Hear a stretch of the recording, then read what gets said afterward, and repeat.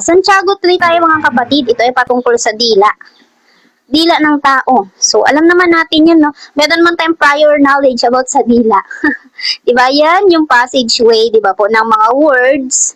Diba? Ito naririnig nyo. Ito po ay created by my tongue.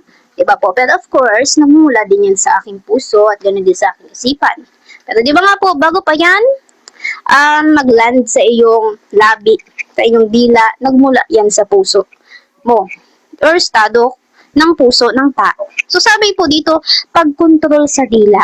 So, wait lang po, basahin ko lang yung introduction about dito sa Santiago. Kasi itong Santiago, mga kapatid, based dito sa physical book na MBB Tag version, meron kasi ditong panimula. Ito daw po ay sulat ni Santiago ay kalipunan ng mga tagubilin. Kumbaga parang compilation na mga tagubilin sa mga pinili ng Diyos. So, kabilang po tayo dyan na nasa iba't ibang mga bansa, di ba? Nakakalat po tayo sa iba't ibang mga places. At ganoon din mga kapatid natin sa pananampalataya, di ba po, na nasa Western country. So, yan na din po yun. So, sabi dito, maraming paglalarawan daw po ang ginagamit ng sumulat para mailahad, di ba po, maipahayag yung mga tagubilin tungkol po sa karunungan, sa wisdom, at maayos na pag-uugali, at pagkilos or kumaga behavior ng isang Kristiyano o tagasunod po ng Panginoon. Mga kapatid, panimula po ito ha. Kaya hindi niyo po ito makikita sa mga verses. So sabi dito, buhat sa pananaw ng isang mananampalataya, tinalakay niya ang iba't ibang bagay gaya ng kayamanan, kahirapan, tukso, mabuting asal, pagtatangi, or parang tag dito may self-treatment, may special treatment na ibinibigay at pananampalataya at gawa. At ganyan din nga po yung dila. Karunungan, pag-aaway, pagmamataas at kababaang loob or humbleness po, paghatol sa kapwa, kayabangan, katyagaan at panalangin. At binibigyan diin sa sulat na ito ang kahalagahan po ng gawang kasama ng pananampalataya sa pamumuhay Kristiyano. Amen. So, ito po ay mga tagubilin para sa mga pinili ng Diyos, sa kanya mga elect. Diba po? So, sabi po dito sa verse 1, mga kapatid, huwag daw po tayong basta-bastang maghangad. Kumbaga impulsive, 'di ba? Na hindi ipinag-isipan muna, hindi idinulog sa Diyos. 'Di ba nga po, yung hangarin na maging tagapagturo ang marami sa inyo. Dahil alam ninyong mas mabigat nga po, 'di ba, ang paghatol sa aming mga nagtuturo. Kasi nga po, 'di ba, kung i-English natin, tong tagapagturo ay teacher, kung hindi pa ako nagkakamali. So, ay, wait lang. ASD ata itong nagamit ko. Wait. Ay, ito. Ito pala. Sorry na. Sorry na po. ASD pala yung nabasa ko. So, sabi po dito, ang dilo. Ala, sorry. So, sabi sa verse 1, ulitin ko lang pero yun nga po yung naging introduction nun. Sorry na, ASD na naman. So, sabi sa verse 1, yun nga po mga kapatid, huwag daw po tayong maghangad na maging guro, yung marami po sa atin. Kung parang gusto lang, di ba, na magturo, pero hindi naman calling talaga sa kanya ng Diyos. Parang nafe-feel niya lang na gusto niya magturo. Pero nga po kasi ang pagtuturo ay talagang matinding commitment. Talagang marami kang tatalikuran, marami kang demonic entities, attacks. Pero ganyan nga din po, di ba? Kahit yung mga nakikinig, ganun din po. Pero masigit nga po, di ba? Ay siguro hindi naman totally higit, pero di ba nga po kasi yung mga tagapagturo ay nagbe-bear ng light at i-share sa mga taong wala pang ganun. So para di ba po mapatumba, maalis yung source ng light na yon, di ba, yung vessel na ginagamit ng Diyos. So grabe yung attacks, di ba nga po, sa mga nagtuturo. Pero sabi nga po dito, huwag daw po tayo maghangad. Di ba? Ibig sabihin na maghangad, nagmula yan sa'yo. Motibo mo yan, intent mo yan. Na maging guro or teacher daw nga po ang marami sa atin. Dahil alam ninyo na tayong mga nagtuturo ay hahatulan. Di ba nga po, hahatulan ng mas higit kaysa iba. Kasi nga mga kapatid, di ba po ang teacher, it leads the student. Di ba nga po, tinuturuan ng specific na mga topic. So, para magkaroon sila ng knowledge about dun sa topic na yon. So, kunyari, about sa kalikasan. So, ano bang meron sa kalikasan? Yung parang bibigyan mo sila ng knowledge about dun sa topic na yon. Pero di ba nga po, tagapagturo po ito ng salita ng Diyos yung tinutukoy dito. So, ito po mga guro na to, mga tagapagturo, ng salita ng Diyos, ay nililid po nila yung mga tao, tinuturuan po nila, di ba po, inaalagaan, di ba nga po, nang sa gayon, patuloy na mag-grow. Pero yun nga po, di ba, talagang self-seeking din, kumbaga tinutulungan lang ng mga guro, yung mga nakakapakinig, di ba nga po, ng mga bagay na nireveal sa kanila ng Diyos. So, nung nireveal sa kanila ng Diyos, ibinahagi din nila sa iba para na malaman ng iba, ito pala ibig sabihin nun. So, yun po. So, kasi nga po, di ba, ang teacher, nililid niyan yung mga student. So, yung student na yon, which is tayo yon, di ba po, ay may kanya-kanyang soul. Di ba? Wala tayo may kaluluwa. So, sino dito walang kaluluwa? Of course, lahat tayo. Di ba? Lahat tayo may kaluluwa. At alam naman natin na bawat isang kaluluwa ay sobrang halaga sa Panginoon. Kaya yung mga kaluluwang yon, ikaw yung nag-handle doon. Kaya di ba, isa man dyan ay mailid mo sa tawag dito sa lies or deception, di ba? Na makamundong turo, na hindi nagre-rebuke, di ba? Ay inilid mo sa damnation, which is sa hell at sa lake of fire. At yung blood ng taong yun, di ba? Nasa kamay mo yun. At yung blood ng taong yun, pagharap mo sa Panginoon, sa white throne, di ba? Papakita yun, gagamitin yun sa'yo. Di ba? Nakahatulan. So, kaya po ganun siya, katindi, mas higit. Kasi nga po, binigyan ka ng Panginoon ng mga soul na iyong i-reach out or aalagaan. O diba, ikaw yung gagamitin ng Diyos na vessel para maalagaan sila sa kanilang pananampalataya. Pero yun nga po, diba, dalawa lang po kasi yan eh. It's either yung teacher or yung nagtuturo ay sa truth, diba po, sa katotohanan, mailid yung mga nakikinig, which is bawat isa nakikinig by soul, diba po, yung soul ng taong yon mailid sa truth, which is pointing out Jesus Christ, sa salvation, diba, makatanggap sila ng kaligtasan mula sa Panginoon, diba, at after that, the Holy Spirit na mag-purify, di ba, sa atin. Nang sa gayon tayo ay blameless without a spot kapag dumating ng Panginoon.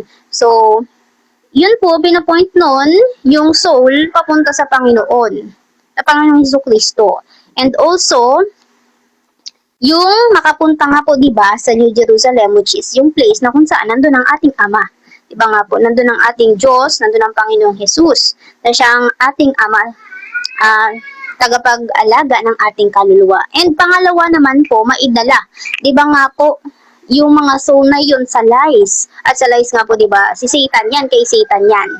So, yan na yan, yung mga makamundong turo na walang pagre-rebuke, kumbaga hindi, yung words na napapakinggan ay hindi parang nare-reveal yung laman ng puso ng taong yun, even though hindi niya pinapoint out na yun ang ginagawa ng taong yun, but because of the word of God na napakinggan nung dito nakikinig dun sa nagtuturo, ay na-reveal yung kanyang mga motibo, kanyang kasamaan, kaya siya ay natakot, at gayon din, nalid siya sa repentance.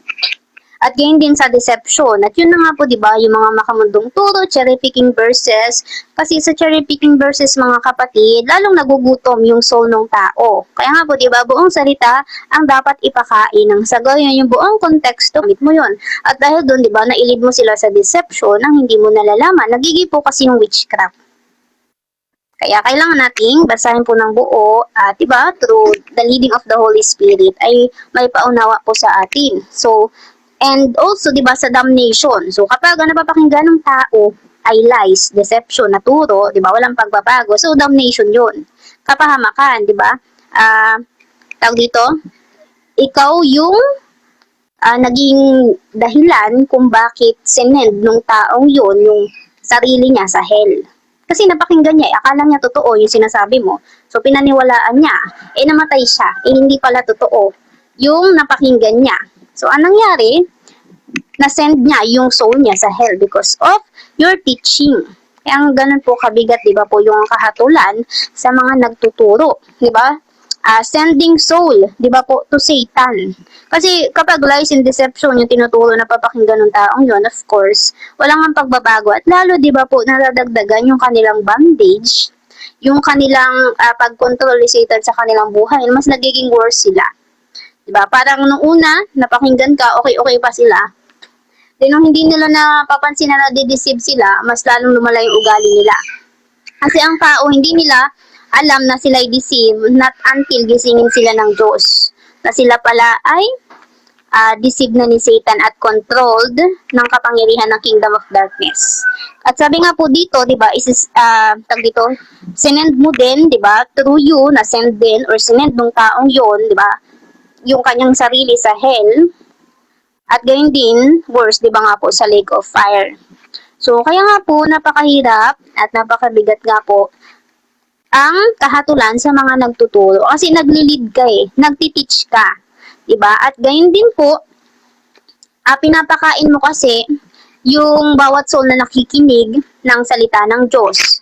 Diba po? Pero yun nga po, kapag self-interpretation, ibang spirit yung naibibigay. At gayon nga po, diba, kapag ikaw ay may disease ng pride, yun ay nagiging disease din nila. Kapag ikaw ay nagtuturo ng lies and deception, walang rebuking ng sin.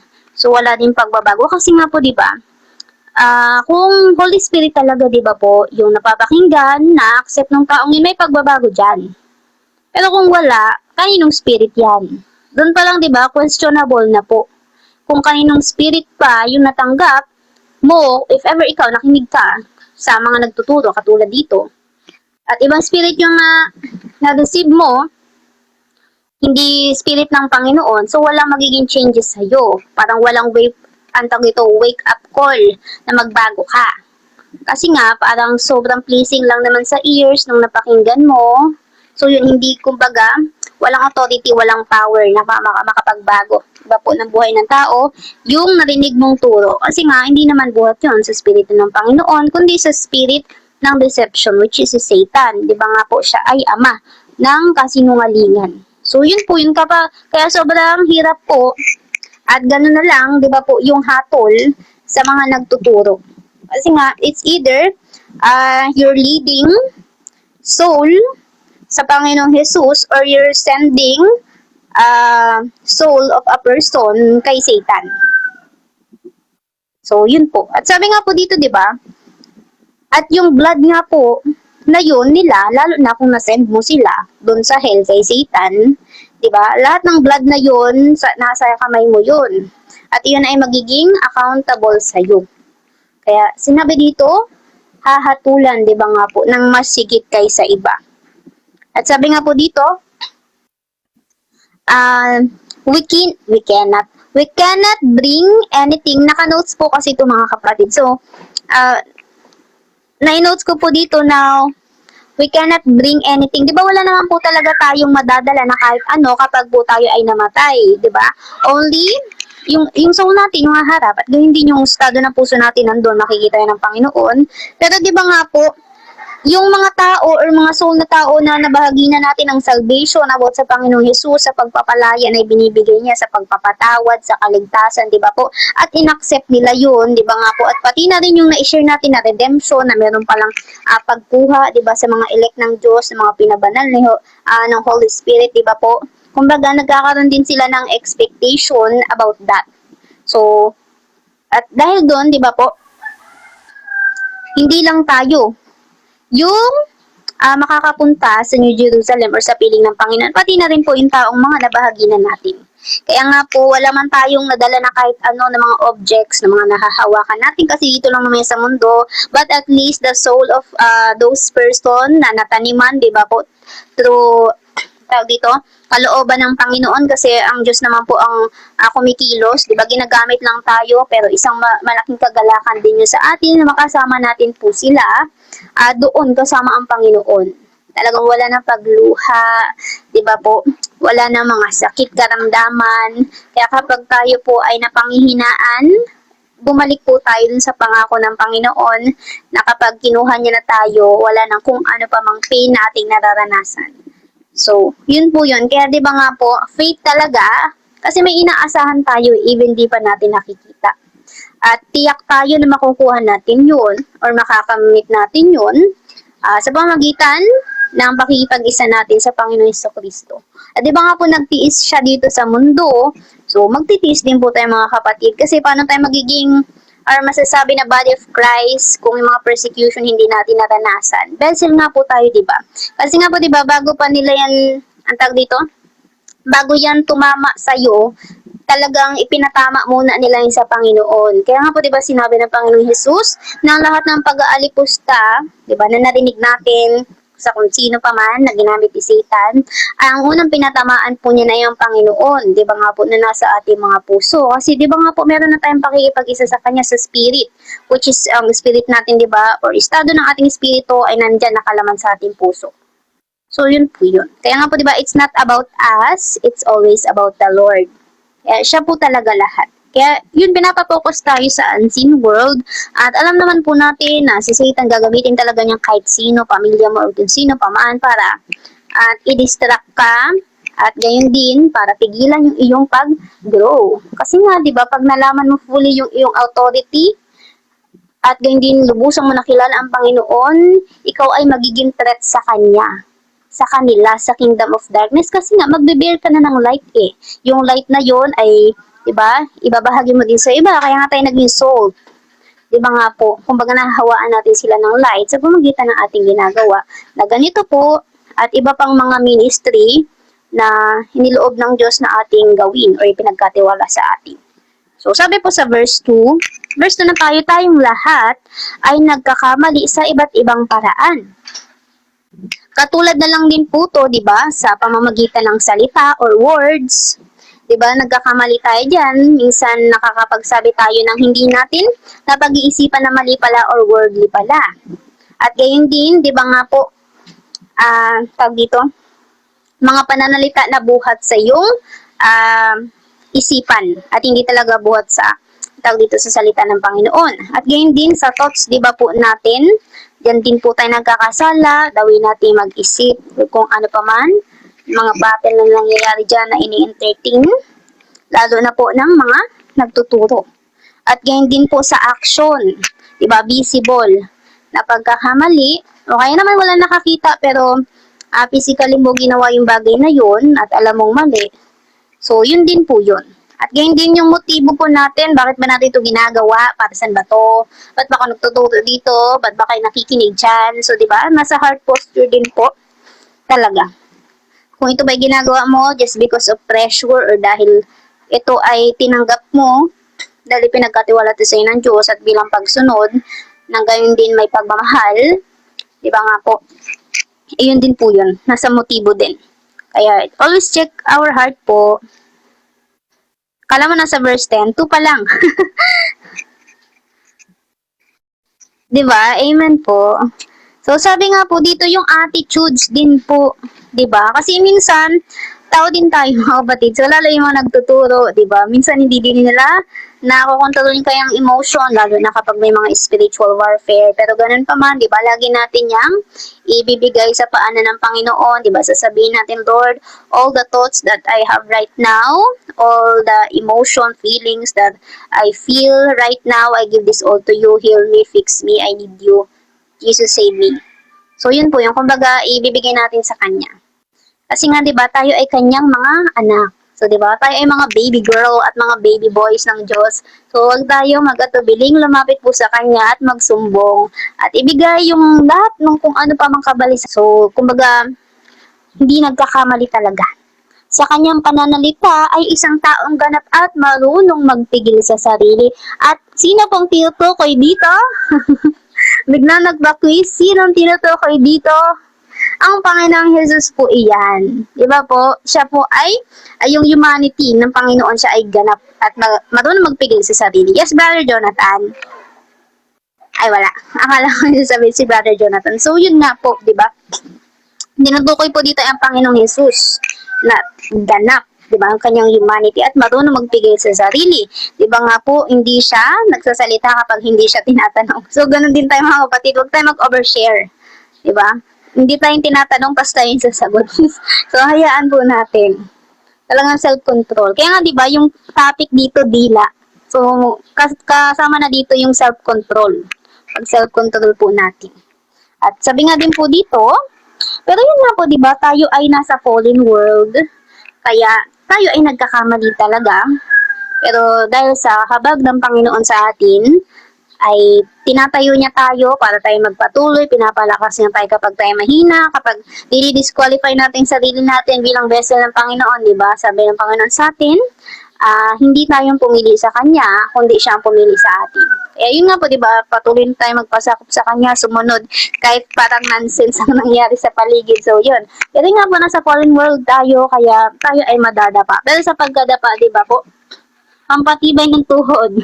So, ibig sabihin, pinapatatag tayo, dinidisiplina tayo ng Diyos para alam na natin sa sunod yung gagawin. Dito natin makikita, pinapakita ng Diyos yung strategy ni Satan sa atin.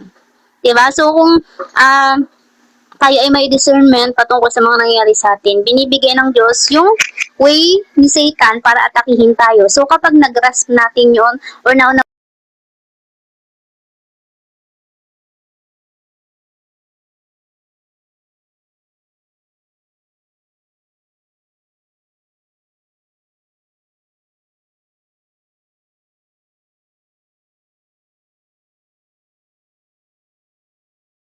nawaan natin yun, alam na natin sa sunod yung ating gagawin. So, yun po. Diba, nire-reveal niya nga, diba, sa light, yung lahat ng nasa darkness. So, lahat ng ginagawa ni Satan sa'yo, kung ano pa man yan, mga challenges, mga paghihirap, binigay ng Panginoon para ipaunawa sa atin kung paano kumilos si Satan ng sa ganun. Alam na natin sa sunod kung paano siya lalabanan, and also, laging sa through the word of God po. Pero yun nga po, diba, na tayo nadadapa, minsan, pero hindi ibig sabihin nun dapat tayo magpatuloy sa pagkakasala. Magkaiba po kasi yun. Diba? Tayo ay nadapa, possible because of impulsive emotion, na mood swing tayo, kaya naman bigla tayo nakapagsalita out of nowhere na kung ano pa man, nakagawa, diba pa? Pero yun nga po, takbo agad sa Panginoon, mag-repent, i-confess, kasi nga po kapag sinodo natin yan, doon na ulit makukurap yung ating puso at isipan. At laging si Satan mahilig laruin ang ating mga isip at sa pamamagitan ng ating mga action, din yung tayong inoobserbahan. Kaya nga po, di ba, huwag tayo mag-overshare lalo sa social media, lalo na kapag may tayo pinagdadaanan, kung ano pa mang bagay na alam natin na hindi pa dapat sabihin. So yun, ibigay muna natin sa Panginoon. At kapag nasettle ng lahat, di ba, magiging testimony niyo yan. At yung testimony na yun, magiging kalakasan naman sa iba na ganun din nararanasan, di ba, sa pamagitan mo, ginamit ka ng Diyos as a vessel para ibahagi sa iba na nakakaranas noon na ganito yung dapat gawin. And also, laging isusurrender sa Panginoon. Yun naman po lahat naka-point out lagi sa Panginoong Jesus. Sapagkat siya lang kasagutan sa lahat, wala ng iba. So, yun po. At sabi nga po sa verse 3, kapag nilagyan daw po ng renda ang bibig ng kabayo, so ito po yung saan ba to part nakalagay? Hindi ko kasi ito na-search eh. Nasa ilong ba to? Hindi ko alam nasa ilong to. Nasa ilong nakalagay. Pero yun nga po, renda, na kung saan ito po kasi ay ginagamit pang control dito sa kabayo. So, sabi nga po dito, di ba, ito'y napapasunod natin at napapabaling saan man natin naisin. So, ibig sabihin, yung renda na yon, so kapag i-search nyo, iyon ay small equipment lamang, di ba, na nakakabit dun sa bigger living things na ito, which is yung kabayo. So, makikita nyo po, no, yung size difference. Pero, kahit na maliit lang, or kumbaga hindi siya bigger than dun sa kabayo na pinag-a-attachan niya, di ba, napapasunod niya yung kabayo. Di ba, makikita po natin na it controls and leads the horse from one place to another.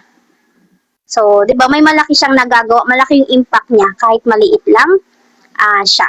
Yung renda ng dito bibig, sa bibig pala to ng kabayo. So, di ba, dito sa una makikita natin na ito ay living thing. Diba po, yung kabayo, siya ay may hininga, siya ay animals. At yun nga, yung ginagawa ng renda na to is to leads and controls this horse from one place to another. Ayun, sa may nguso po pala. So, ngayon naman po, about naman to sa barko. So, dito makikita natin na living things naman siya. Wala siyang buhay. Diba, gawa sa metal. So, una, living things, yung kabayo nga po, pero same nga po din dito sa 4. Gayun din ang barko, kahit na ito ay napakalaki, di ba po? Size difference, kung i-visualize natin, at tinutulak ng malalakas na hangin. Ibig sabihin, may counterfeit, may pumipigil na forces, may forces. Pero gayun pa man na ibabaling daw po. So, ibig sabihin, nakokontrol pa rin, di ba? Nasasagupa pa rin yung malalakas na hangin na yun. Sa pamamagitan nga po, sabi dito na ibabaling ito, saan man naisin ng piloto, sa pamamagitan lang daw po nung napakaliit na timon. So, dito, di ba po, yung size difference nila na even small lang itong timon na ito, di ba nga po, itong barko, ay napapasunod itong malaking barko na ito. So, kumbaga, kahit small, malaki yung impact na naibibigay. Diba? Sa movement, lalo na ng barko. So, ganun din po. Ang nangyari dito, it leads and controls this ship from one direction to another. Kahit na merong forces, katulad nga po niyan, nung malalakas na hangin, kahit itinutulak, diba, nakakapagpatuloy pa rin because of that, nung sa timon na yun. So, makikita po natin, no, sa verse 3 and 4, same lang sila. Una, ng living things. Pangalawa, una, living things. Sunod, ng living things, pero parehas, na ang tinutukoy ay patungkol sa size difference at kung paano yung impact ng maliit na bagay na yon dito sa malaking bagay na to or animals. So, yun. So, sabi nga po dito sa verse 5, ganyan din daw po ang dila ng tao. Diba? At, diba nga po, magtingin tayo sa salamin, talagang maliit lang din siya. Visible. Diba nga po na maliit and proven. Kasi nakikita natin, maliit lang din talaga siya. So, sabi nga po dito, maliit na bahagi lamang ng katawan, ngunit nga daw po, napakalaki na mga ipinagyayabang. At yung ipinagyayabang na yan, nagsisimula yan sa puso. Diba? Bago yan mag-landing dyan sa bunganga ng tao, nagsasalita, nanggaling yan sa puso ng tao. So, ibig sabihin, corrupted yung kanyang heart, corrupted by the evil spirit. Diba nga po kung ano yung namumutawi sa bibig, yun ang nag-uumapaw sa puso. So, parang baliktad yun na isabi ko. Kung ano po, yung nag-uumapaw sa puso, yun po ang namumutawi sa bibig. Kaya po, diba, sinabi ng Panginoon, paano kayo makakapagsalita ng mabubuting bagay kayong masasama kayo? So, mababasa natin yan sa Matthew 12. So, wait lang Matthew 12. Mga kapatid, anahin niyo yung verse baka malimutan ko. Gagamit na ako ng phone eh. Asan na ba yan? Matthew 12. Ay, nasa na siya? Yan, Matthew 12 verse 33 to 37. Ayan, wait lang. Search ko lang madali. Ay. Asan na ba? Ayan, 33 pala. So, sabi dito, sa bunga nakikilala. So, sabi dito, sinasabi ninyong mabuti ang punong kahoy kung mabuti ang kanyang bunga. So, yung punong kahoy na tinutukoy dito ay tao ito, mga kapatid. At masama ang punong kahoy kung masama ang kanyang bunga o kanyang kilos, sinasabi, diba, way ng pamumuhay. Sapagkat nga po, diba, sa bunga, nakikilala ang puno. Diba, malalaman mo na mangga, yung puno na yun kasi mangga yung nakita mo doon. Diba? Alangan naman, ibang prutas yung nakita mo doon, pero yun ay puno ng mangga. Hindi naman pwede po yun, di ba po? So, sabi nga po dito sa verse 34, lahi ng mga ulupong, o di ba, lahi ni Satan, mga anak daw ni Satan. Paano kayong makakapagsabi ng mabubuting bagay, kayo'y masasama? So, grabe yung real talk ng Panginoon. Kung ano ang nag-uumapaw nga po, di ba, sa puso ay siyang sinasabi ng bibig. Mabuti ang sinasabi ng mabuting tao. Sapagkat puno ng kabutihan ng kanyang puso. Kaya po, di ba, at word of God, kalakasan, magbibigay ng kapayapaan, ng kagalakan, ng kaaliwan, yung lumalabas sa bibig ng taong yan. Dahil nga po, di ba, maayos yung puso niya, dahil yung puso niya at spirito ng Panginoon iisa. May communion ng Holy Spirit. Wala talaga sa dila. Di ba, yan ay naging daanan lamang ng words. Di ba nga po, nagmula yan sa puso. Kaya, para gumaling, di ba, ang isang sakit, yung root cause ang kailangan na malaman at doon, di ba nga po, bigyan ng healing. At yung iba pang mga sickness na nasa taong yun ay gagaling na. So, yun. So, sabi nga po dito, tandaan ninyo sa araw ng paghuhukom, ito daw po, pananagutan ng tao ang bawat walang kabuluhang salitang sinabi niya. Kaya po, di ba, self-control. Ito din tinuturo sa kanang Panginoon lately, na huwag magsalita. Makinig lang. Nahirapan ako kasi madaldal ako, mga kapatid. Pero ganyan pa man, tinuturuan tayo ng Diyos na magkaroon ng self-control. Di ba nga po, tawag dito, ang tawag doon, yung huwag agad magagalit. Nasa Santiago din yan. Wait nga. Saan ko ba yung nakita? Yung sinabi ng Panginoon na maging alisto kayo sa pakikinig, maingat sa pagsasalita at hindi agad nagagalit. So, yan. Kumbaga para tayo magkaroon ng self-control. So, dito makikita po natin, no, na bago yan maglanding sa bibig ng tao na nagsalita, nanggaling yan sa puso niya.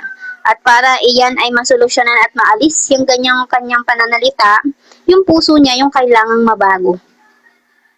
Ayun po. Amen. Self-control po talaga. So, tayo po ay bumalik na ulit sa Santiago. Wait lang, asan ba yan? Santiago 5 po. 3. Ayun. Thank you, brother. Ayun. So, sabi din po dito, di ba, yung tongue, it holds death and life. Di ba po, yan ay pinagmumulan ng buhay at kamatayan. So, katulad na nga lang po, di ba, yung dila natin, passageway nga po yan, di ba, ng salita. At kapag word of God po, di ba, yung lumalabas dyan na nagmula sa ating puso na talagang buhat sa Panginoon, di ba po, ayun po, di ba, ay two-edged sword. At yan po ay katulad ng sinabi sa Hebreo 4 verse 12. So, wait lang po basahin ko lang din yun. Ano ba yan? Hebreo 4 verse 12.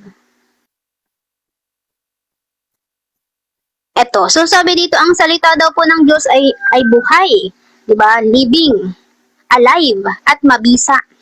Effective. Mas matalas kaysa alinmang tabak na sa magkabilay may talim. Ito'y tumatagos maging sa ikaibuturan ng kaluluwa at espiritu. Kumbaga, pinaghihiwalayan ng kaluluwa at espiritu na mga kasukasuan at buto at nakakaalam ng mga iniisip at binabalak ng puso. At wala nga pong nilalang na makakapagtago sa Diyos. Ang lahat po ay hayag at lantad sa kanyang paningin. At sa kanya tayo magsusulit ng ating mga sarili. So, di ba nga po, kung word of God ang lumalabas sa ating bibig na siyang nagmula sa ating puso, yan po ay makakapagbigay ng life sa mga taong patay spiritually. Yung makakapakinig niyan. Diba? Kung baga para yan ay tubig.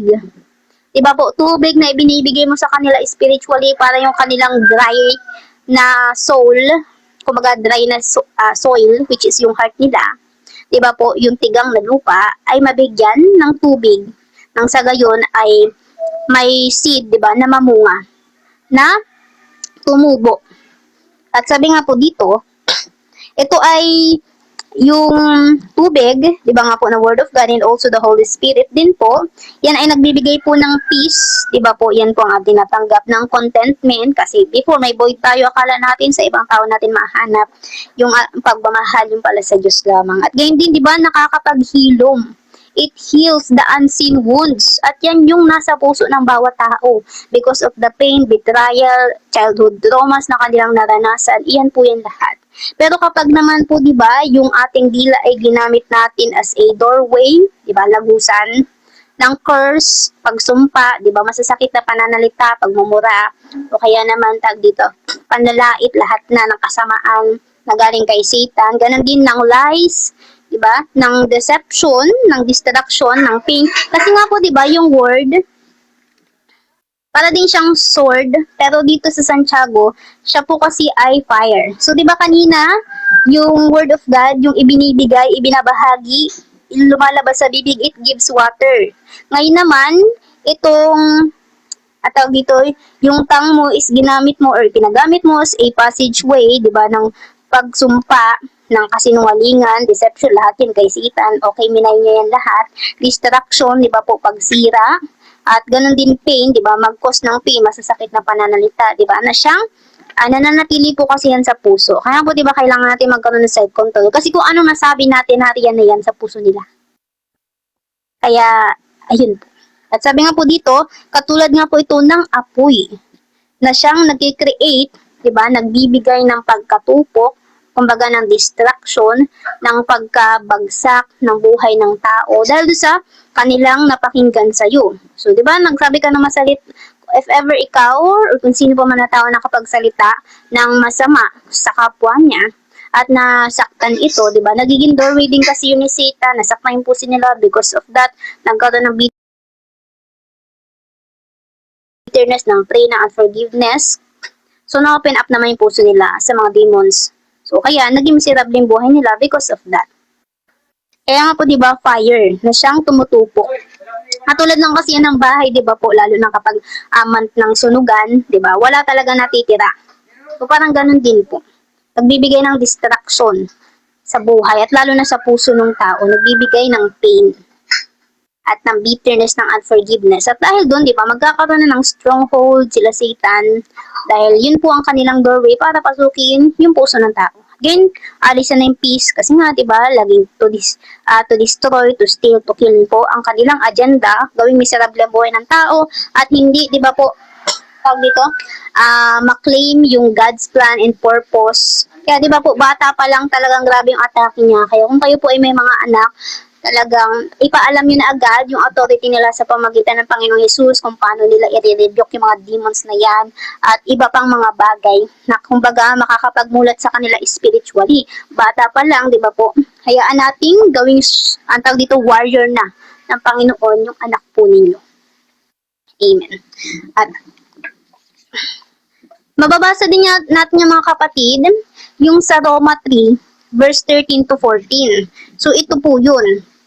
Diba yung una, tang as a passage way, diba po, ng Word of God, which is, it gives life and water, diba, nabasa po natin sa Hebreo 4 verse 12, nakakaalam, diba po, ng motibo ng puso ng tao. At ganyan din, sabi po dito sa Roma 3, ito naman po ay yung dila mo ay ginamit mo as a doorway to curse, di ba po? Yung about sa mga gawain na nasa kingdom of darkness. So, mababasa natin sa Romans 3. Verse 13 to 14 po siya mga kapatid. So, sabi dito, ito po yun. Parang bukas na libingan ang kanilang lalamunan. So, di ba nga po, bago nila yung sinabi, sa puso nila yan. Dahil corrupted din ang kanilang puso. So, ayan, parang naging libingan yung kanilang lalamunan at yung pananalita daw po nila ay pawang panlilindang, puro deception, puro lies. At ang labi nila ay may kamandag ng ahas ni Satan na nakakamatay. Di ba nga po? At sabi po sa verse 14, puno ng pagmumura. Ayan, masasamang pananalita at masasakit na salita ang nasalita ang kanilang bibig. Di ba? Punong-puno daw po ng mga ganon. So, doon ba malalaman natin na corrupted yung kanilang puso at they need healing, they need mercy and grace of God. So, if kaya natin, di ba, i-reach out natin sila at ipag-pray. Di ba? Tayo maging intercessor nila. So, yun po yun. Kapag, di ba nga po, yung ating dila ay ginamit as a doorway for Satan's agenda sa mga tao. Pero kapag naman po, para sa Panginoon, syempre, Word of God, it gives life, it gives water. So, dito makikita natin, no, yung tang na hinahayaan or yung vessel na yun para, tag dito, labasan, kumbaga, maging passageway, daanan pala, ng Word of God, it gives water. While ito naman kapag about sa kingdom of darkness na agenda like curses, yung mga lies, fire naman po. So makikita natin, no, water and fire. Magkalaban yung dalawang yan. So ngayon naman po, ayan. So ito, sa pangalawa naman tayo na paragraph. So unang paragraph lang po yun. Ay, asa na ba? Sorry na. Ano ba to? Para ako dito na naliligaw. Sabi sa Santiago 3 verse 5 po ata. Ayan, verse 5. So sabi po dito, isipin na lamang ninyo kung paano napapalagablab ng isang maliit na apoy ang isang malaki na kagubatan. So, diba, dito ipinapavisualize po sa atin. Diyan, diba nga po, ay tang. Diba po? Yan po yung dila ng tao. At di ba nga po, sa dila ng tao, it contains what? Passageway po ng words. Di ba po? Ng words, ng mga salita. At yung salita na po yun, di ba po, ay nanggagaling naman saan? Sa puso po ng tao. At yung nga po, di ba, yung nabasa natin kanina, ay wait lang, nabasa ba yun? Ay, hindi pala na. Ito, basahin natin yung Matthew 15 verse 18 to 19. So, ito daw po yung nagpaparumi sa tao.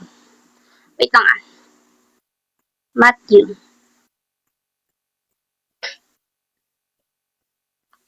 Ayan, Matthew 15 verse 18 to 19. So, ito po kasi patungkol ito sa pagkain. Parang hindi ata naghugas ng kamay or something. Pero dito sinabi po ng Panginoon na eto. So, sabi po kasi dito, ngunit ang lumalabas sa bibig ay nanggagaling sa puso. Amen. Iyan ang nagpaparumi sa tao. At sabi sa verse 19, sapagkat sa puso daw po nanggagaling ang masasamang kaisipan, di ba po? Kung ano pa mang masama na naisip mo sa kapwa mo or kung ano pa man, pagpatay, di ba? Hindi lang physically, pati sa pananalita, pangangalon niya, hindi mo. Pangangalon niya, at gayon din po, pakikiapid. So, pakikiapid, pakikipagsexual ng labas sa kasal. Yung pangangalon niya naman po, may asawa ka, kasal kayo, naghanap ka ng iba. At gayon din, tiningnan mo yung isang tao ng may kalaswaan. At dahil doon, gumawa ka na din ng kalaswaan sa sarili mo. So, nakikipag-isa ka sa mga demonic entities spiritually. So, sabi nga po dito, pagnanakaw, pagiging saksi para sa kasinungalingan, kumaga binayaran para magsinungaling. So, di ba sa Old Testament, yung sino ba yun, kay Nabot, andun din po yan, example yun. At nalimutan ko yung isa. At paninirang puri. So, di ba, pag-create na mga balita or mga kapahayagan patungkol sa isang tao na wala namang katotohanan, walang katotohanan. So, sabi sa verse 20, iyan ang nagpaparumi sa tao sa paningin ng Diyos. At sabi po dito, ito po kasi about sa pagkain. Pero ganun pa man po, connected pa rin siya. Since nga po ang root cause ng lahat, kaya ganun magsalita ang isang tao because of the status or yung estado ng kanyang puso. Sabi ito, hindi nagiging marumi ang isang tao kung siya man ay kumain ng hindi muna naguhugas ng kamay. Kasi nga, nagiging marumi ang tao sa paningin ng Diyos sa kanilang puso. So, yun po yun. So, makikita natin, yung root cause ay yung pagiging corrupted ng puso ng tao. May mga evil spirit sila. At yung spirit po, di ba, ugali yan. So, yung evil, galing niya kay Satan. So, ugali in Satan, meron ka. Meron kang evil spirit at ganun ka magsalita sa kapwa mo. So, yun po yun. At ngayon naman po, yung forest naman na tinutukoy or yung isang malaking kagubatan. Ayan. Wait lang po Santiago 3. Verse ano na nga po tayo mga kapatid? Ayun, verse 5 pala. So, yung tinutukoy naman po dito na kagubatan mga kapatid, ito po yung, di ba, dito, i-take natin siya as literally, di ba, dwelling place po yan ng mga animals, mga trees, mga grass, di ba, mga living things, pinamamahayan mga living things. At gayon din, ito po ay katulad ng buhay ng isang tao. Di ba, na meron siyang dito, bountiful or peaceful na heart. At gayon din, ito po ay located nga po sa puso ng tao. At ito po yung tinitreasure nila. But because nung masasakit na salita na sinabi mo sa taong to na wala namang katuturan, hindi naman totoo, nasaktan mo ang taong yun at dahil doon, lahat ng yun na tinitreasure niya sa puso niya, mga mabubuting bagay na ibinigay sa kanya, di ba po, ay nawasak, nawala, di ba? Kinonsume ng fire, parang bahay, di ba po? Bahay, kunyari, bahay na ipinatayo niya. Pinaghirapan niya. But because dumating yung fire, di ba? Nawala bigla lahat. So, ganun po. Kumbaga, distraction yung ibinigay mo sa taong yun kung ikaw may nagsasalita ng hindi maganda sa kanila. Nagpapadala ka ng demon sa kanila literally. At pain. Kasi nga, kapag nag-penetrate sila, may doorway muna yan sila Satan, mga demons. So, if ever, nagkaroon ng bitterness yung taong yun na pinagsabihan mo, so magiging doorway nila yun dahil doon magpe-penetrate sila. So, di ba, napaka-worse ng ginawa mo dahil dun sa iyong kawalan ng self-control at ganun din pagiging corrupted ng iyong spirit. Kaya self-control mga kapatid, kapag wala tayong magandang sasabihin, itikom natin ang ating bibig at magpalinis tayo sa Diyos. Ipabago natin ang puso natin sa Kanya. At gayon din yung ating isipan. Di ba, magkaroon tayo ng sound and calm mind at gayon din, magkaroon tayo ng healthy heart spiritually. Healthy yung ating puso, di ba? May pakikipag-isa sa Holy Spirit, nagbe-bear ng fruit ng Holy Spirit, which is love, joy, peace, di ba? Kindness, goodness, walang ganyan si Satan. Faithfulness, self-control, patience, at kung ano pa man na hindi ko nabanggit. So, at yung yung counterfeit sa mga ganung pag-uugali, yun, yung work of the flesh. So, binaliktad lang. Ayun po yun. So sabi sa verse 6, ang dila daw po, di ba, ay parang apoy. Katulad po ng nabasa natin ay nabanggit kanina po pala sa verse 5. Ang dila ay parang apoy, di ba, na nagko-consume, nagbibigay ng distraction sa kung anumang meron yung tao. Kunyari may peace siya, but because sa sinabi mo, denigrade mo siya kung anong kasamaan, kasinungalingan yung sinabi mo dahil sa yung pagiging mapagmataas at corrupted na puso. So dahil doon, nasaktan siya, nagkaroon siya ng bitterness, kung ano pa mang naisipan niya, nawalan siya ng peace. So na-consume lahat ng yon, di ba? Na-consume ng apoy. At sabi dito is daw po itong daigdig ng kasamaang nagpaparumi sa ating buong pagkatao. Dito pa lang po nung sa daigdig, sobrang ano niya, lawak, di ba? Tawag dito, kumbaga madaming pinagmumulan ng wickedness. Yang bibig na yan, yang dila na yan, na ginagamit ni Satan, di ba? Para mag-destroy naman ng peace ng tao, ng identity ng tao, mag-steal, at mag-kill. So, yun na po yung lahat. At work yan lahat ni Satan. So, kung ginagawa nyo yan, wag na kayo magtaka kung bakit miserable ang buhay nyo at wala kayong peace dahil kayo ay nasa kingdom of darkness. So, magising kayo. So, sabi nga po dito, ang apoy nito ay mula sa impyerno. So, mula po pala to sa impyerno. Paano naging mula sa impyerno? Kasi nga, yung evil spirit naka-attach siya yun. Saan ba galing mga evil spirit na yun? Sa hell. Doon kasi sila bound. Yun yung territory nila. At because nga po, diba, of the pain at dito, ang nagpapagamit yung mga tao sa instrument or vessel sa mga demonic entities, so meron na sila ngayong dito, kakayahan or may access na sila dito sa mundo. At sinusunog ang lahat sa buhay ng tao. Mababasa din po natin yan dun nga po sa may Romans 3 verse 13 verse 17. So dun din po yan sa nabanggit ko kanina, pero hanggang verse 17 po ay 18 pala. So, sabi dito, asan ba yun? Roma. Yan. 3 verse 13. Balikan ko lang po ulit. So, sabi dito, ay, parang bukas na libingan, di ba nga po, ang kanilang lalamunan. At grave, of course, lagi may connection yun sa death. At ganyan din, pananalita nila ay pawang panilinlang. At yan, si Satan, deception, so siya yan. Ang labi nila may kamandag ng ahas at yan din ay identity ni Satan, so wala yan sa hell dahil doon yung trono niya. Puno ng pagmumura at masasakit na salita ang kanilang bibig kasi nga po diba corrupted na yung kanilang puso ng evil spirit na naka-attach sa kanila. So maalis lang sa kanila kapag sila ay na-born again in the spirit, yung pag-uugali nila, diba? Unify, sinactify ng Holy Spirit. Sabi po dito, wala silang atubili sa pagpatay ng kapwa. So hindi lang po ito physically may sasaksakin ka at papatayin, hindi lang po yun, kundi ito din po yung pananalita nga po, di ba, na lumalabas sa ating bibig, na nakasakit sa damdamin ng taong yun. Wala silang atubili sa pagpatay ng kapwa. At sabi sa verse 16, parang dinaanan daw po ng salot ang kanilang madaanan. So, ibig sabihin may distraction na nangyari. Katulad, di ba po, nito sa Santiago, yung fire, di ba, kinonsume yung sa lahat na nasa buhay ng tao. So, may peace yung taong yun, ba't sinabihan mo, dinigrade mo kung ano pang sinabi mo. So, dahil doon nawala yun. So, na-consume yun ng fire. Diba? Dahil doon sa bibig mo. Sa dila. At, but because, yung estado nga din ng puso mo. Kaya nasabi mo yun. Diba? Dinaanan ng salot, mag-isip-isip ka na. So, sabi sa verse 18, hindi sila marunong matakot sa Diyos. So, yun yung pinakapunot dulo. Diba po? Na rason kung bakit nila yung ginagawa. Wala silang takot sa Diyos. So, ngayon po, tayo ibalik na ulit sa may Santiago 3.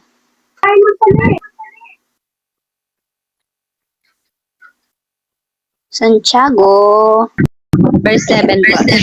Ayan, verse 7.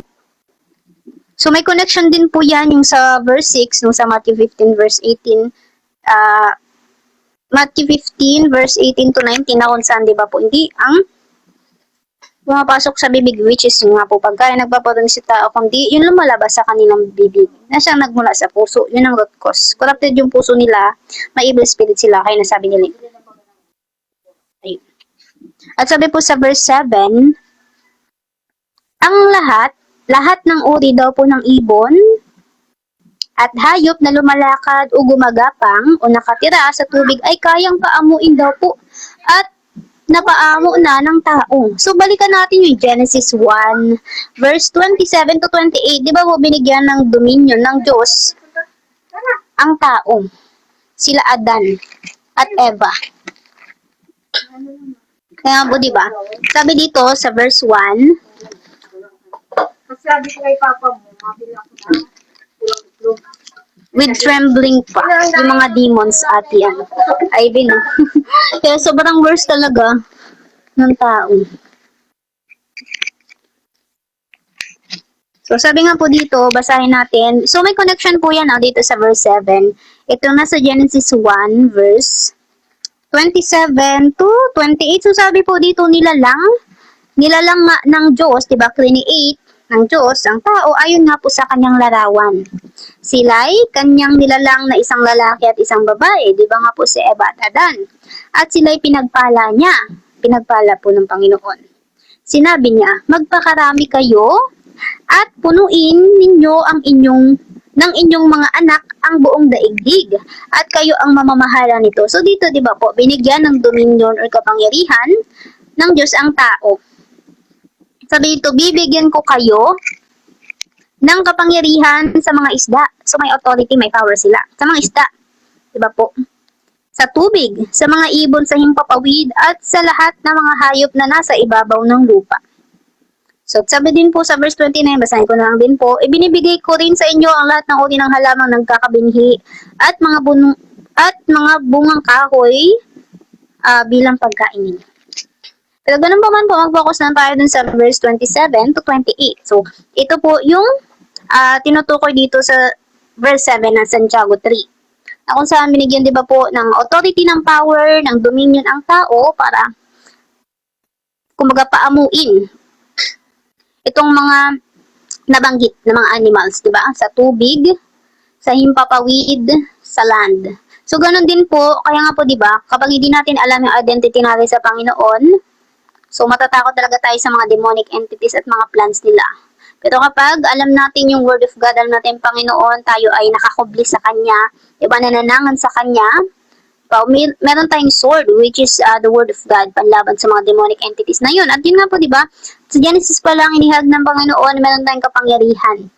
Di ba nga po, may dominion tayo sa mga nasa karagatan, nasa himpapawid, nasa lupa. So, kung iti-take natin yan in spiritual way, 'di ba? Yung mga areas na yan ay kinubkob na din yan nila Satan. Kasi 'di ba, sa dagat may Marine Kingdom. So, sa himpapawid, mga demonic entities na pagalagala sa mundong to. So, kung hindi ka covered ng blood ng Panginoon, kawawa ka. So, you need to repent. Kasi pinagpeprestan ka ng mga demonyo na hindi mo alam. At ngayon din, di ba, sa land, lalo na yung mga taong nasa sapian, di ba, yung binigyan ng gift to, magpalayas ng mga demonyo. So, yun na din po yun. So, di ba, dito binigyan tayo ng Diyos, ng dominion.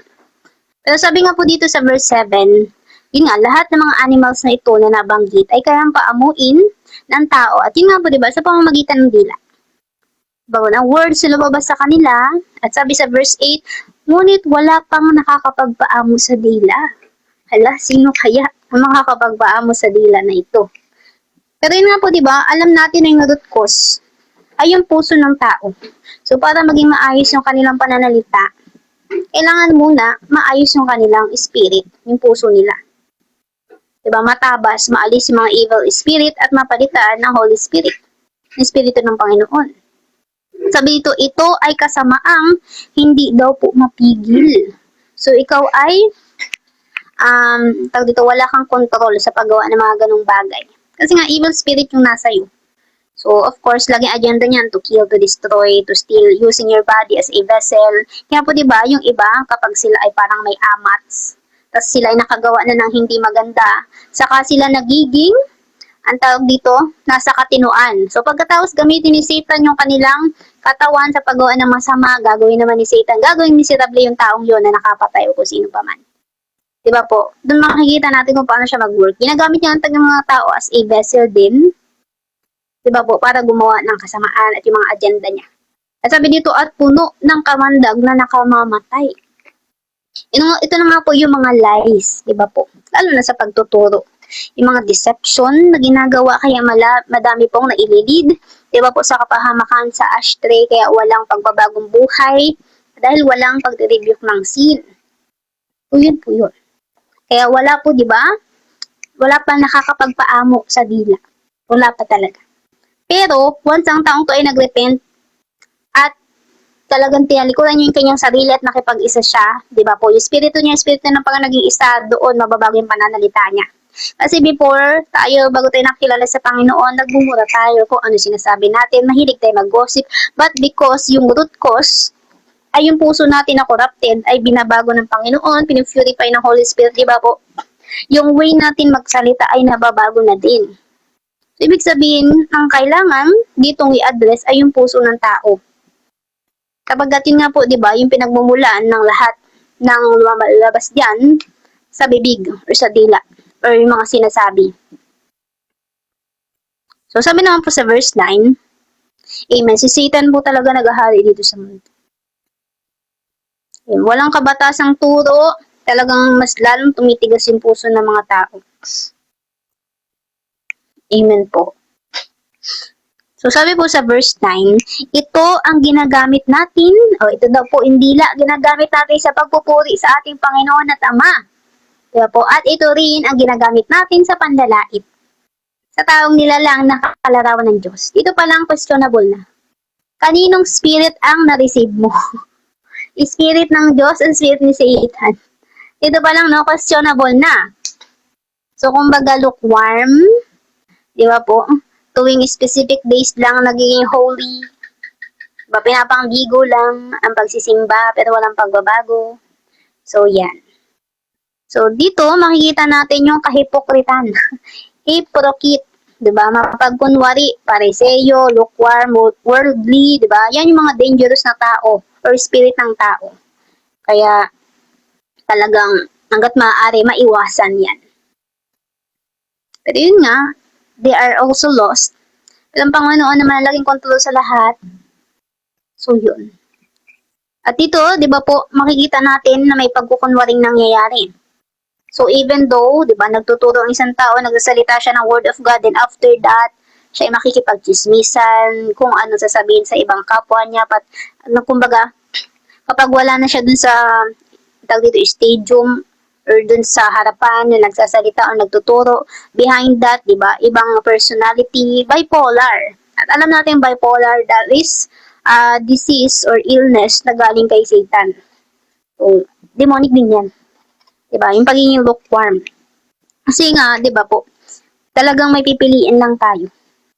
Kaya sabi mo ng Panginoon, tawag dito, yung pagpupuri, kumbaga yung pagkilala ng mga tao sa Kanya ay sa bibig lamang. Pero malayo ang kanilang puso. Which is totoo naman po na siyang nakikita natin, di ba? May rebulto sa bahay pero nagpapatugtog ng about sa Panginoon.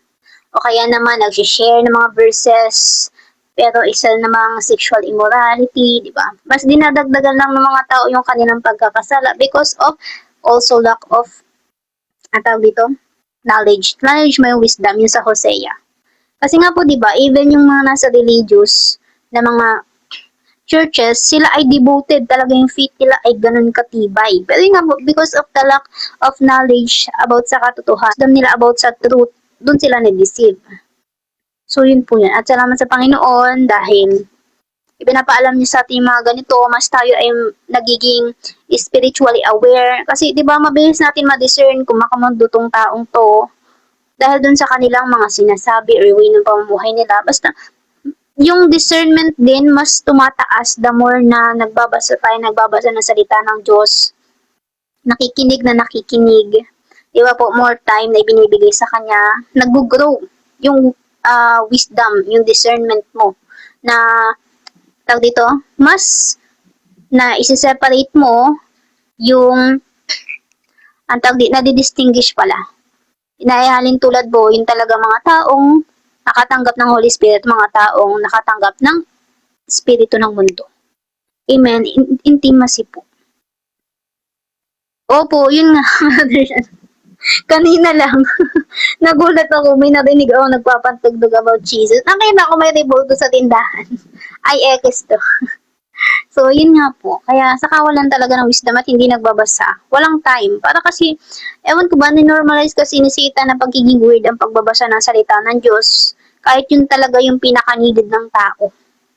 Ginawa niya yung para sa mga taong mababaliw kapag binasa ng binasa. Ganun yung naging parang profile ng mga tao na nagbabasa ng salita ng Diyos. Nagiging weirdo. Ayun, di ba grabe yung lies niya? Ay, nakakaawang generation na to. Sobrang nakakaawa. So, sabi nga po dito sa verse 10, sa isang bibig daw po nang gagaling ang pagpupuri at panlalait. Hala, paano yun? Kaninang spirit yan? Diba? Nagpupuri ka sa Panginoon, diba? Praise the Lord, do His Sunday or whatsoever. Diba? Tapos, manlalait ka ng kapwa mo.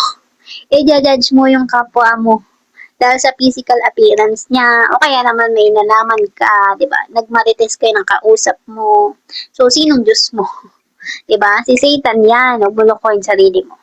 So, di ba? Makikita po natin dito na walang double-minded, walang double life, di ba? Walang double personality, isa lang. So, kung gusto mong pakasama, doon ka kay Satan.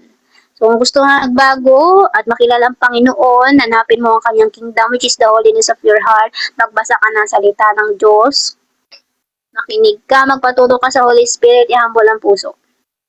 So, yun.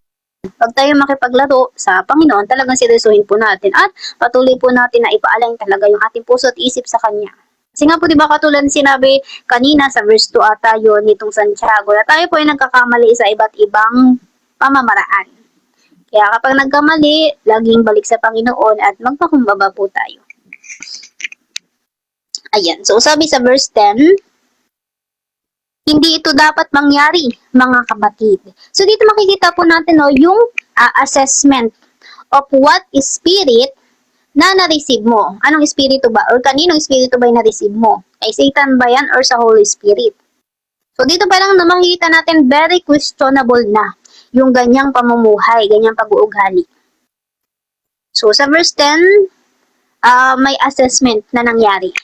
Sa iisang bibig nang gagaling ang pagpupuri at panlalait, diba? Parang questionable yun. At sabi nga dito, hindi ito dapat mangyari, mga kapatid. So, sabi naman sa verse 10, hindi lumalabas sa iisang bukal ang tubig tabang at tubig alat. So, yung bukal na tinutukoy, puso po yan ng tao. Yung tubig tabang, yan ay worldly spirit. At yung tubig alat, yan yung may Holy Spirit. Ayan po, tubig tabang. Diba? May kabatasan, diba? Yung batas ng Diyos, nandiyan na sa puso at isip mo.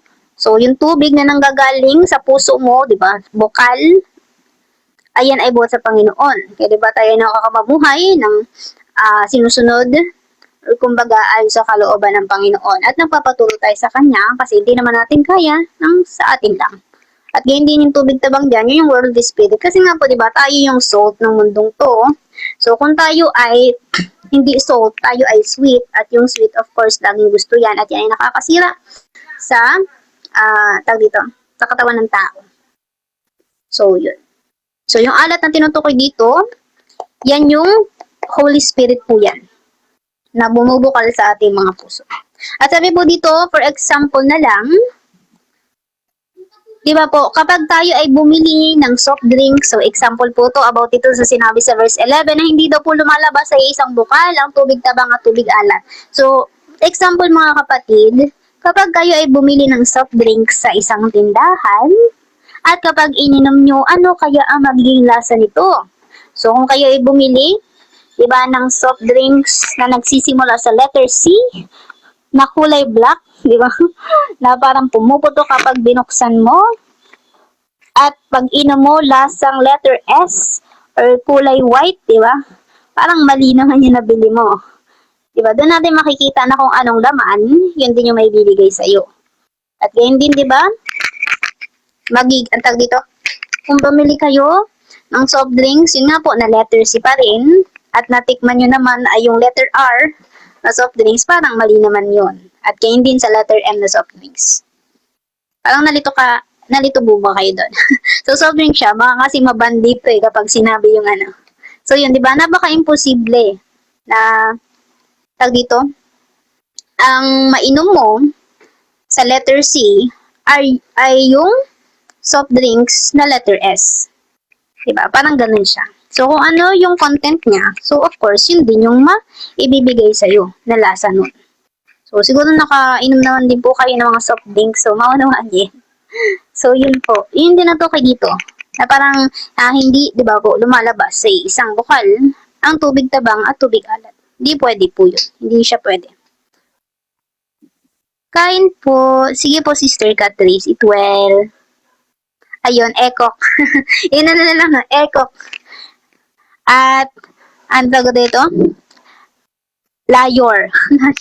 Ang hirap niya balikta rin. So, ganun pa man. Yan ay mga soft drinks. So, sabi sa verse 12, mga kapatid, hindi daw po makakapamunga ng olibo ang puno ng igos. So, paano daw po, di ba, magkakaroon ng prutas or bunga yung puno ng igos ng olibo? Di ba po? Unang igos ang puno ng ubas. At lalong hindi rin daw po bumubukal ang tubig tabang sa bukal ng tubig alat. So, ibig sabihin nito, kung ano ang puno, ay siya rin ang bunga. At gayon din, kung saang bukal nagmula, ganun din ang lasa. Di ba po? Ganun din ang lasa niya. So, yun po yun. Dito sa verse 12 na tinutukoy. Nandito may electric po. Ngayon po, tayo ay dumako na sa chapter 13. Ito naman po ay karunungan mula sa Diyos. So, sabi dito sa verse 13, sino sa inyo ang marunong at nakakaunawa? Sino daw po yung may wisdom at may understanding?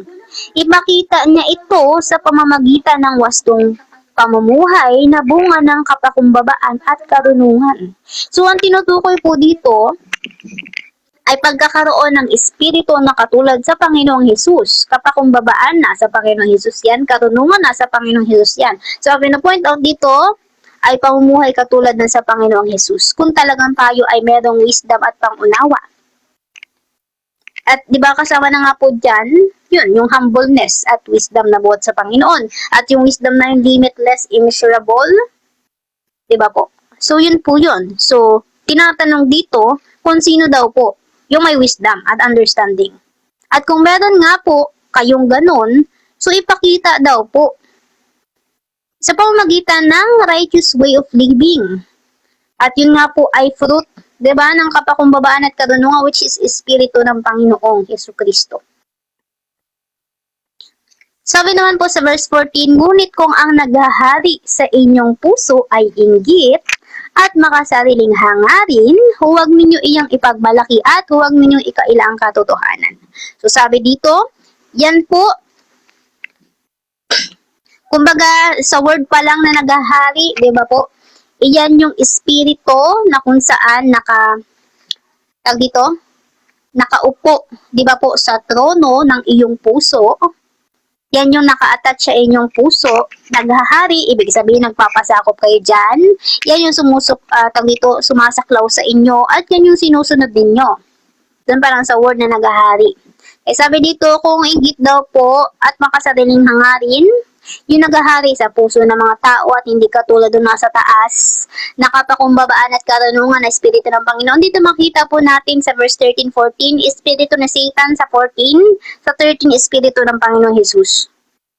At sabi po dito, at makasariling noon, di ba po siya ay nag-recruit, di ba, ng 1/3 angels para labanan ng Diyos na siyang gumawa din naman sa kanya. Diba po? At gayon din, sabi dito, huwag ninyo iyang ipagmalaki dahil hindi naman po talaga yan, karapat-dapat na ipagmalaki. Dapat nga pong ikahiya pa. Kasi yan ay espiritu ni Satan. So dito makikita po natin, no, yung spirit ni Satan, which is envy, diba po, inggit, self-ambition, siya din yan, pride, lalo na. So diba, mas nagpatigas sa kanyang puso ay yung pride niya. Di ba po? Nagsimula sa inggit, makasariling hangarin, then pride, then boom. Ayun, before ng fall, yan po yung kanyang naging pag-uugali. Di ba po? Bago po siya ibinagsak ng Diyos. At sabi nga po dito, huwag daw ninyong iyang ipagmalaki at huwag ninyong ikaila ang katotohanan. Ibig sabihin ng huwag ikaila, di ba, huwag po itakwil Ang katotohanan na tinutukoy po dito ay ang Panginoong Yesus, which is nariyan sa taas, di ba? Yung bunga ng kapakumbabaan at karunungan na Espiritu ng Panginoon, wag daw po yan itakwil. So, sinasabi lang po dito, kung meron daw po tayo na inggit sa ating mga puso, self-ambition at pride, di ba po? Yun nga, wag natin siyang ipagmalaki at wag natin talikuran ang Panginoong Jesus. Kasi nga po, di ba, kapag tinalikuran natin ang Diyos, lalong mag-harden ng ating puso dahil nga po dyan sa mga demonic entities or yung pag-uugali na ganyan. So, dahil doon, sinasabi dito na huwag daw pong ikaila. So, ito ay paalala din na huwag daw nating itakwil ang Panginoong Jesus. So, siya daw po ang dapat maghari sa buhay natin. Sa keywords pa lang sa taas, naghahari. Di ba po? So, i-flip lang natin yan. So, yun po yun. Yung magiging, atag dito, remedy or kasagutan para maalis yung mga inggit at makasariling hangarin. Huwag daw po natin itakwil ang Panginoon Jesus ang salita ng Diyos. At kaya hindi yung Espiritu na meron siya, which is ang kapakumbabaan at karunungan. At iba nga po sa pamagitan ng Holy Spirit, yan po ang nagwo-work sa atin para magkaroon tayo ng ganyang pag-uugali. Kasi hindi natin yung kayang i-fake na tayo lang, na meron tayong humbleness, hindi yan totoo. Hindi yan magwo-work. Diba? Talagang dapat nasa yung Holy Spirit at yan na nga, diba po? Malay natin yung maipapamuhay. Ngayon naman po tayo ay dumako na sa chapter 15. Sabi daw po dito ang ganyang karunungan. So yun na sa verse 14 ang tinutukoy, pagkakaroon ng inggit, makasalang hangarin, di ba? Kasi pagmamalaki po pa, ang karunungan daw po na ganyan ay hindi daw galing sa langit. So saan yung galing? Di ba? Sa kingdom of darkness, sa hell, kalasatan. Kundi daw, di ba po, makalupa. Di ba? Worldly, earthly one, at gayon din makalaman, di ba? Fleshy desire, puro kagustuhan, pagnanasa ng laman, at mula sa demonyo. Mula yan kay Satan. Nagahari ang inggit at makasatiling hangarin. So, kung saan man daw, di ba po, na puso ng mga tao, nagahari itong inggit at makasatiling hangarin, nagahari din doon ang kaguluhan at lahat ng uri ng masamang gawa. Ibig sabihin, nasa kingdom of darkness ka. Yun po yun. Kaya, di ba, sabi dito, nagahari, ibig sabihin, sinusunod mo yan, nagpapasakop ka dyan, nangyayari yan sa buhay mo, at ipinapatupad din sa buhay mo, kaguluhan, at lahat ng uri ng masamang gawa. Kasi corrupted nga ang iyong puso. So, dito makikita natin sa verse 15, 16, 17, iyan ay patungkol sa difference ng wisdom na mula sa Diyos na buhay, na nasa langit, at mula kay Satan na nasa hell, na siyang kumikilos din sa mundong to. At mula kay Satan na nasa hell, na siyang kumikilos din sa mundong to. Ayan. Kingdom of Satan, darkness. So sabi sa verse 17, ngunit nga daw po ang karunungang mula sa langit o mula sa Diyos na buhay, Panginoon Jesucristo, una daw sa lahat ay malinis. So pure.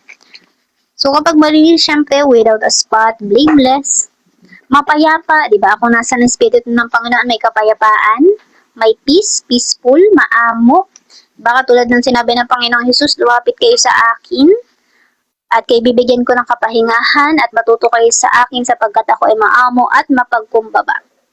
So, matuto daw po tayo sa Kanya. So, ibig sabihin lang nun, sa Diyos tayo mismo magpaturo. At sabi dito mapagbigay, di ba? Yan ay pagiging selfless. At gayon din, puno ng awa. At yan nga po ang Panginoon Jesus, ang Diyos, di ba? Yung mercy na binibigay niya sa tao, diba po? At yan ay ating nararanasan ngayon, yung mercy niya sa atin at grace.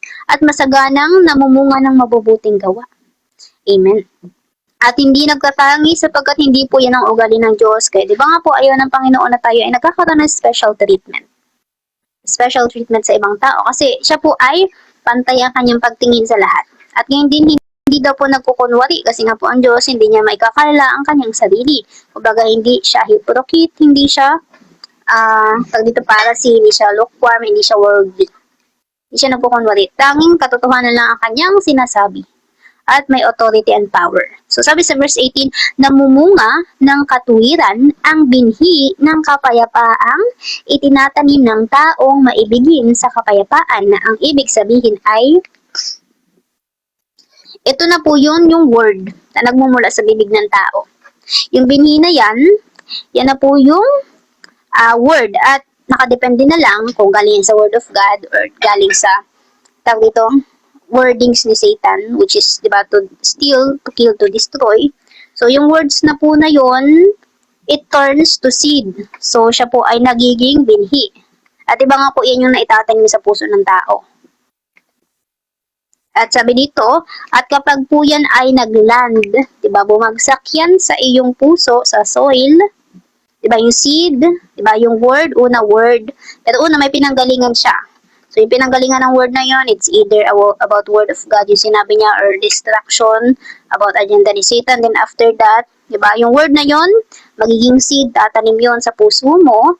Then after that, diba, pero bago yung tumanim sa puso mo, of course, maglalanding muna yan sa soil mo, or sa puso mo, or sa, yun nga. Then after that, magkakaroon ng absorption. Diba po, mag-germinate siya. So, mamamatay yung seed para yun nga, siya ay, tawag dito, tumubo. And after that, yung growth na. So, ang tinutukoy dito, namumunga ng katwiran, diba po, yung word of God na naitanim sa puso ng taong yun, diba po, kasi katwiran yung tinutukoy dito eh. Sa puso ng taong yon ay, kumbaga, yung binhi pala po ng kapayapaang itinanim, di ba po, sa puso ng taong yon, which is, alam naman natin, ang peace ay nagmumula sa Diyos, walang peace si Satan, so hindi sa kanya galing. At sabi dito, itinatanim ng taong maibigin sa kapayapaan. So, ang mga tao po, na, kumbaga, tag dito, vessel ng Diyos, di ba po, na ginagamit ng Panginoon, yung kanilang bibig as a passageway, to preach, as a messenger para yung kanyang kapahayagan yung mensahe niya sa kanyang mga mamamayan, di ba po, ay ma-spread out. Yung faith, di ba po, ay tanim sa kanilang puso. Ay ito daw po ay namumunga ng katwiran, righteousness. Ibig sabihin righteous living. Pamumuhay na may katwiran. Di ba? Walang kalikuan. So, yung sa wording lang, no? Iyan mo lang kalikuan, so kay Satan yan. So, katwiran sa Diyos yan. So, yun lang po, na lang po nagtatapos ang ating chapter 3 ng Santiago. Grabe na, sister, daming revelation. Dami kada verse. Kada verse. Kanina siya binasa Brother Jonathan. Send ko na lang din yung notes ko. May notes po ako eh, send ko na lang. I-send ko din yung notes, Brother Jonathan. May nakasulat ako dito sa notebook eh. Gusto niyo basahin. Yay, praise God. Amen. So, mga wordings, no, kapag talagang inunawa mo, katwiran, ibig sabihin, lumalakad ka ng matuwid. So, kalikuan, of course, ay Satan. Nasa Romans din yun, di ba? Lahat ay dito lumiko ng landas. So, way of living, di ba po? Ayun, amen. Amen.